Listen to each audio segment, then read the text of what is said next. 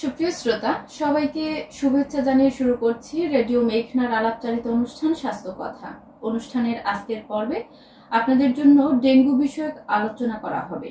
আর এই বিষয় সহজভাবে বিস্তারিত আলোচনা করে আপনাদেরকে বোঝানোর জন্য আমাদের স্টুডিওতে সরাসরি উপস্থিত রয়েছেন ডাক্তার মাকলুকুর রহমান, আবাসিক মেডিকেল অফিসার, চরফ্যাশন উপজেলার স্বাস্থ্য কমপ্লেক্স।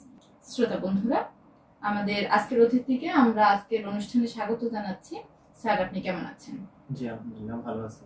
স্যার, আমরা সরাসরি আলোচনা শুরু করতে চাচ্ছি। আমরা শুরুতে যে বিষয়টা জানবো, ডেঙ্গু জ্বর আসলে কেন হয়। প্রথমে রেডিও মেঘনাকে আমি ধন্যবাদ জানাতে চাচ্ছি এত সুন্দর একটা সময় উপযোগী প্রোগ্রাম অ্যারেঞ্জ করার জন্য, যেহেতু এখন ডেঙ্গুর পিক আওয়ার চলতেছে। ডেঙ্গু কেন হয়? ডেঙ্গু একটা ভাইরাস বাহিত রোগ, যেটা ডেঙ্গি ভাইরাস দিয়ে হয়ে থাকে। আর এটা মশাবাহিত, যেটা হচ্ছে ফিমেল অ্যাডিস এজেপ্টি মশার মাধ্যমে ছড়িয়ে থাকে। তো এই ভাইরাসবাহিত রোগটা ফিমেল এডিস এজেপ্টি মশা বহন করে। সেই মশাটাই যখন কোনো ব্যক্তিকে কামড় দিয়ে থাকে, তখন এই ভাইরাসটা ওই ব্যক্তির শরীরে ছড়িয়ে গেলে তখন এই রোগটা হয়ে থাকে। তার মানে হচ্ছে ডেঙ্গুটা ভাইরাসের জন্য হয়, আর যেটা মশা বাহিত হওয়ার জন্য মশার কামড়ের মাধ্যমে হয়ে থাকে।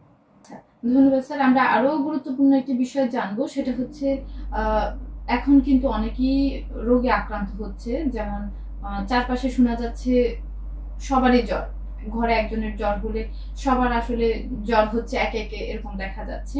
তো আমরা আসলে কিভাবে বুঝবো যে ডেঙ্গু জ্বরে আক্রান্ত হয়েছে, এর লক্ষণগুলো আসলে কি? হ্যাঁ, ধন্যবাদ। সচরাচর আমাদের তো একটু জ্বর সর্দি কাশি হয়ে থাকতেই পারে, ভাইরাল জ্বরগুলো হয়ে থাকে। যেরকম ডেঙ্গু জ্বর হলে যে উপসর্গগুলো দেখে থাকি, এগুলা প্রথম যদি আমরা একটা সিমটম বলে থাকি যে ডেঙ্গুতে জ্বর হয় এবং সেই জ্বরটা খুব বেশি হয়, আমরা হাই গ্রেড ফিভার বলে থাকি।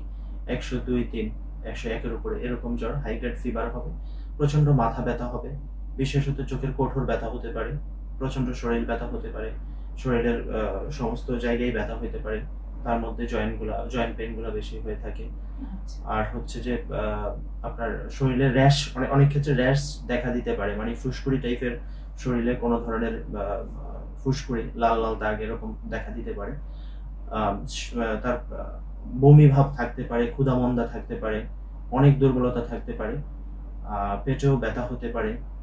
এইসব ফিচারগুলো দেখা দিলে আমরা মোটামুটি বুঝতে হবে যে ডেঙ্গু জ্বর হয়েছে। অসংখ্য ধন্যবাদ।